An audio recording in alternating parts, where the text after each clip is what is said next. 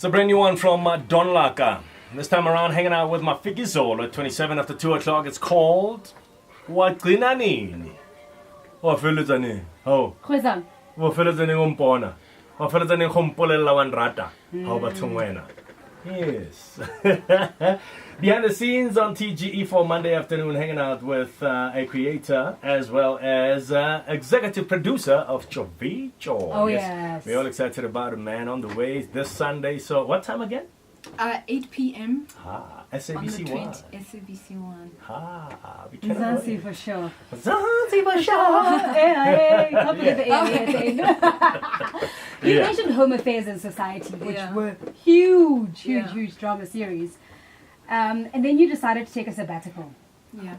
and pursue a master's in film at Howard University. Yeah. Why that decision? Because I hadn't ever studied content creation, so I didn't study how to make film or TV. It was I was just propelled to. And then I was like, when I had the time, and you know what you end up doing is you just end up going through the paces, so you're no longer inspired to tell specific stories and, I don't know, be avant-garde. Now I'm just writing for Rhythm City and churning out the episodes, and I got to a point where I was like, I don't even know what I'm doing anymore, and I just needed a break, and I couldn't just take a break and not do anything, so I was like, let me see if I can't get into a school, and I wanted to go overseas, and America was a weird choice. It just sort of happened that I ended up in Washington, D.C., but it was meant to be, basically, because the school is run by Haile Gerima, who is one of the fathers of African cinema, basically, and Howard is an HBCU, which is a historically black college or university, one of the most prominent, and so the perspective on film is not Hollywood. You're not trying to create that. It is about the representation of black people on screen, be it a small screen or a big screen, and us interrogating that and thinking properly about what it is you're doing, because then we're just telling stories and we're depicting ourselves in not so good ways sometimes, and then we're not justifying it, we're not interrogating that, we don't give it context, we just sensationalize things, and then I mean, it's a luxury it's a privilege to be able to study, and it was amazing. My mind was open. I was like, what have I been doing up until this point? My mind was blown, basically, which is the point of university. So tell me, as a woman, a very successful woman in this film industry, what has been your biggest challenge as well as success, greatest success? I wouldn't say I'm successful. I feel like for some reason I feel like I'm starting from scratch. Maybe because of what I've learned and how I feel like I want to go about creating content and representing South African and South African women in particular on the screen.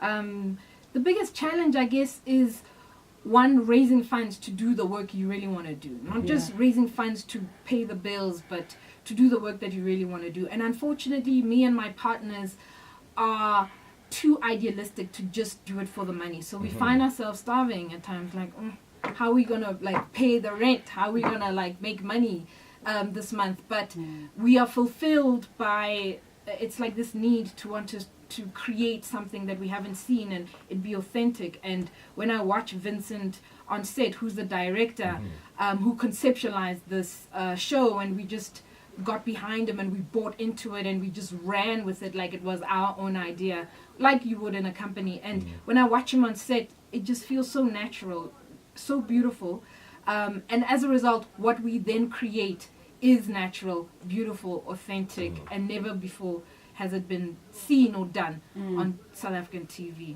Wow. Tjovitjo is on our screens this Sunday. No pressure. What are your hopes for the TV series? Well, for it to be received in the way that we wanted it to be, which is, I sit in the edit room and I'm like, oh my God, oh wow, that's amazing. it's highly stylized. So Vincent didn't just go for realism. People are comparing it to Yuzo, but it's like Yuzo in that the world hasn't been seen before, but that's where the comparison ends.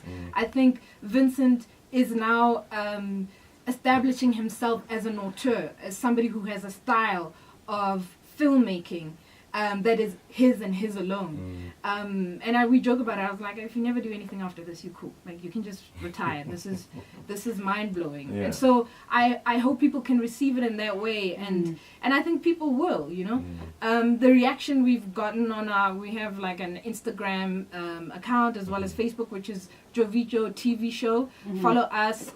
We're like have an amazing cast of like newbies, which are the dancers and actors. There's an amazing story behind how we got here, because it's taken us 4 years. And of course the Rapulanas and the Warrens and the Sosos of this world are also in the show.